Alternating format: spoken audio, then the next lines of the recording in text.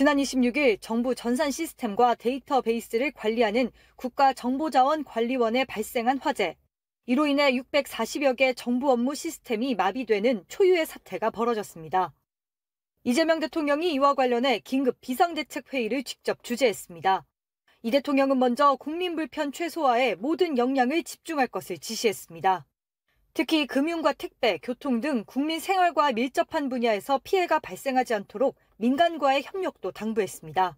추석 명절을 코앞에 두고 있는 만큼 국민들이 명절을 지내는데 불편함이 없어야 할 것이라 강조하면서 국무총리와 행안부 장관은 물론 각 부처 장관과 공직자들이 비상한 자세로 사고 수습에 만전을 기해 줄 것을 당부했습니다. 이 대통령은 이와 함께 지난 2023년 발생한 전산망 장애를 언급하며 근본적인 보완 대책이 필요하다고 강조했습니다. 당시 전산망 이중화 등 조치를 신속히 진행하지 않은 것을 지적하며 거버넌스를 포함한 구조적 문제 해결 방안을 보고해달라고 말했습니다. 이 대통령은 또 국민들이 높은 시민의식으로 차분하게 대응해주고 있다며 사의를 전하고 이번 화재로 인한 장애와 복구 현황을 설명하는 소통체계를 구축해 국민의 애로사항을 해소해야 할 거라고 밝혔습니다.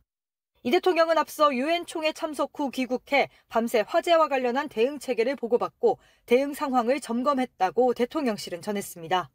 KTV 최영은입니다. 지난 26일 발생한 국가정보자원관리원 화재로 중단된 정부 전산 시스템은 647개에 달합니다. 정부는 복구의 속도를 높이고 있습니다. 행정안전부에 따르면 네트워크 장비의 50% 이상, 핵심 보안 장비의 99% 이상이 재가동을 완료했습니다.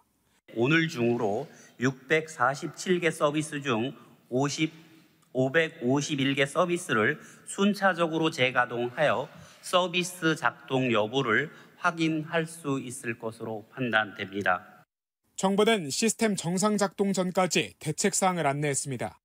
먼저 정부24 중단에 따라 민원 서류 업무는 주민센터, 세무서 등 소관기관에 직접 찾아가야 합니다.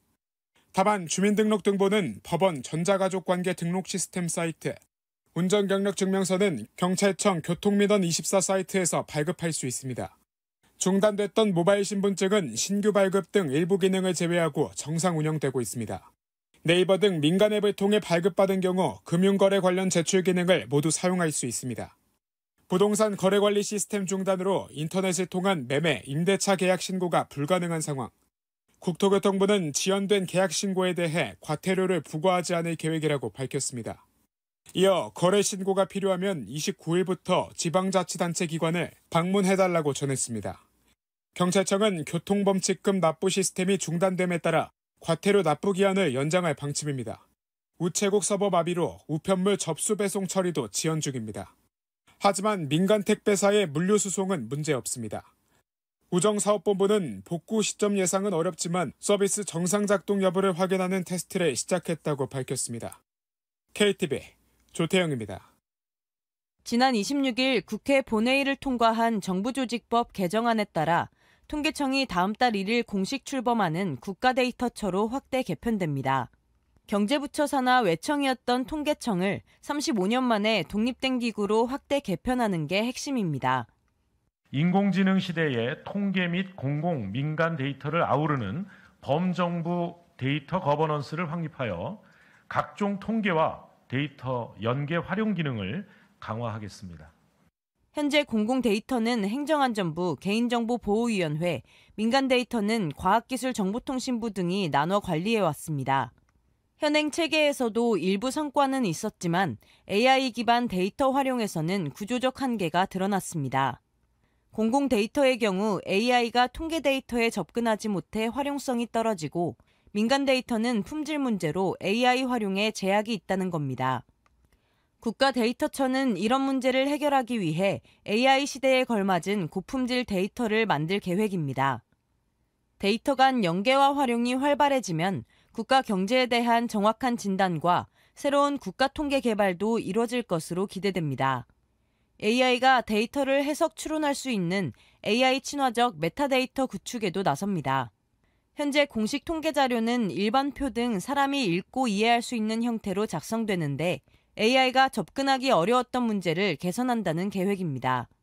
아울러 AI가 믿고 쓸 수 있도록 민간 데이터의 신뢰성과 품질을 검증하는 제도 도입도 추진할 예정입니다. KTV 최다희입니다. 농산물 온라인 거래를 활성화하기 위해 온라인 도매 시장의 판매자 가입 규정이 완화됩니다. 농림축산식품부는 시장관리운영위원회를 통해 판매자 가입에 필요한 연간 매출액 요건을 삭제하기로 결정했다고 밝혔습니다. 이는 정부가 지난 15일 발표한 농산물 유통구조 개선 방안의 후속 조치입니다. 농식품부는 비대면 거래 특성을 고려해 상품 품질 검증 체계를 강화하고 거래 중개인 제도를 도입해 교섭력이 부족한 영세농의 거래를 상품 등록부터 사후 관리까지 지원할 방침입니다. 보건복지부는 노인 적합형 일자리 신규 직무 8개를 선정했다고 밝혔습니다. 정부는 지난 2019년부터 노인의 역량과 경험을 활용하기에 적합하고 기존 노인 일자리와는 차별화된 사회적 가치를 창출하는 노인 일자리를 신규 직무로 선정해왔습니다. 새 직무 중 고독사 고위험군을 발굴해 지원기관과 복지 서비스에 연계해주는 고독사 예방 게이트키퍼가 대상을 받았습니다. 정부는 이 사업으로 노인 일자리 114개가 만들어졌다며 신규 직무로 선정된 8개 사업을 내년부터 전국적으로 확대 보급할 계획이라고 밝혔습니다. 경찰청은 내일부터 10월 12일까지 2주간 추석 연휴를 대비한 종합치안대책 기간을 운영합니다. 우선 고위험 관계성 범죄 재범 우려자 거주지를 비롯해 지역축제 행사장, 금융기관, 주택가, 유흥가, 번화가 주변의 순찰 활동을 강화할 계획입니다. 명절 기간 가정폭력, 교제폭력 등 관계성 범죄가 크게 증가하는 만큼 재범 우려 가정, 고위험 대상자, 아동학대 피해자 등을 대상으로 전수 관찰도 할 방침입니다.